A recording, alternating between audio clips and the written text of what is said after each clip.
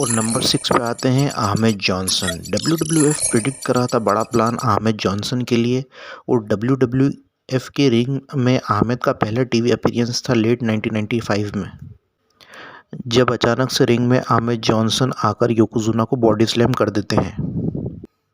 और 8 महीने के बाद वे फर्स्ट अफ्रीकन अमेरिकन रेसलर बने जिन्होंने इंटरकॉन्टिनेंटल चैंपियनशिप जीता था गोल्डस्ट से।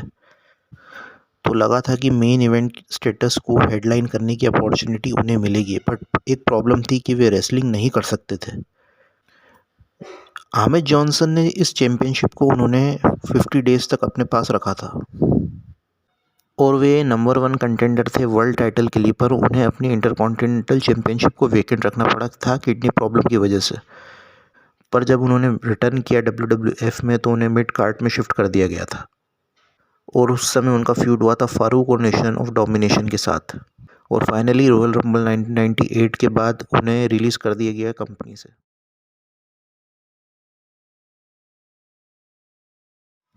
5वें नंबर पे आते हैं रोड डॉग। मार्च 15, 1999 में जब न्यू एज आउटलॉज हार गए वाल वीनस और हार्डकोर हॉली से, और संडे नाइट हीट में रोड डॉग ने हराया वाल वीनस को और वे बने इंटरकॉन्टिनेंटल चैंपियन।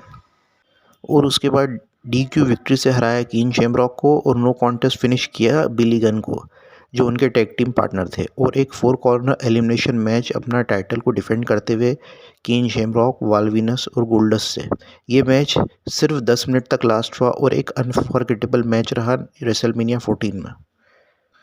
और इसके बाद वो अपना इंटरकॉन्टिनेंटल चैंपियनशिप गोल्डस से हार गए। ये बहुत नॉनसेंसिकल लगता है, और उसके बाद वापस रोड डॉग को टैग टीम डिवीजन में डाल दिया गया।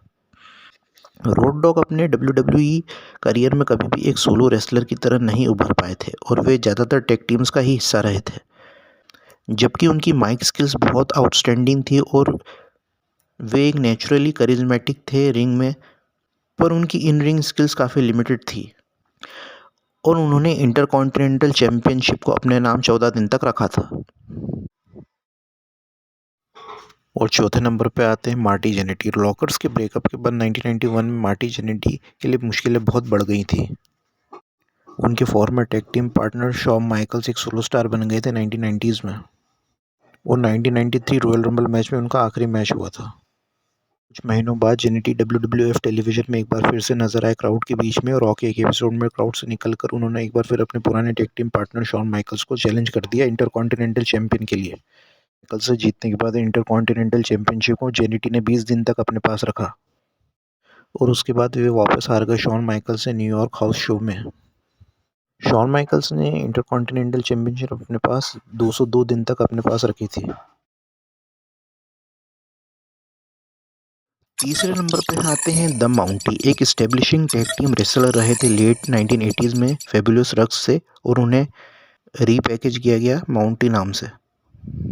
ये गिमिक एक corrupted royal Canadian mounted police का मेंबर होता है, और वे अपने करियर में एक लो कार्ड मैचेस का हिस्सा रहे थे, और उनका फ्यूड उस समय कोको बीवेयर और टीटो सेंटिना से हुआ था।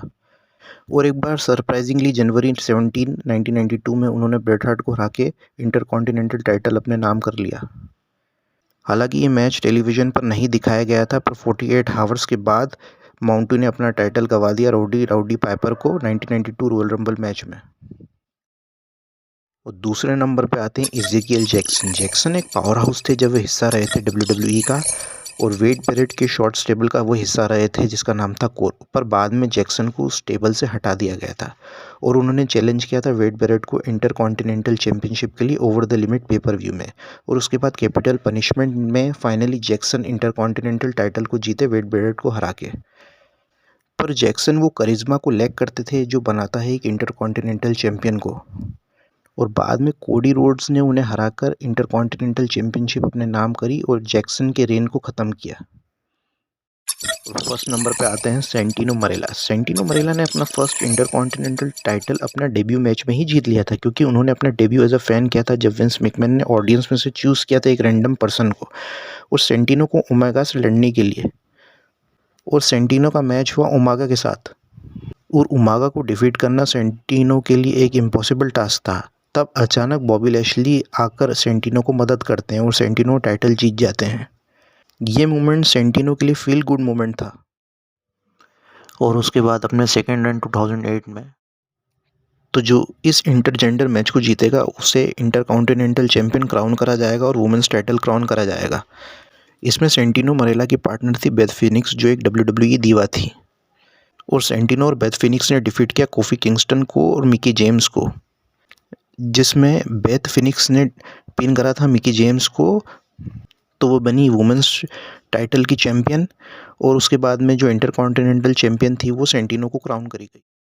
तो ये मेरी लिस्ट थी टॉप 6 वर्स्ट इंटरकॉन्टिनेंटल चैंपियंस की WWE हिस्ट्री में। अगर आपको ऐसा लगता है कि ऐसा कोई दूसरे रेसलर्स भी हैं जो वर्स्ट थे अपनी इंटरकॉन्टिनेंटल चैंपियनशिप के लिए, तो आप कमेंट करके बताएं। तब तक लाइक करें, शेयर करें इस फिटनेस एंड रेसलिंग फैक्ट्स को। मैं आपको फिर मिलूंगा एक नए वीडियो में नए टॉपिक के साथ।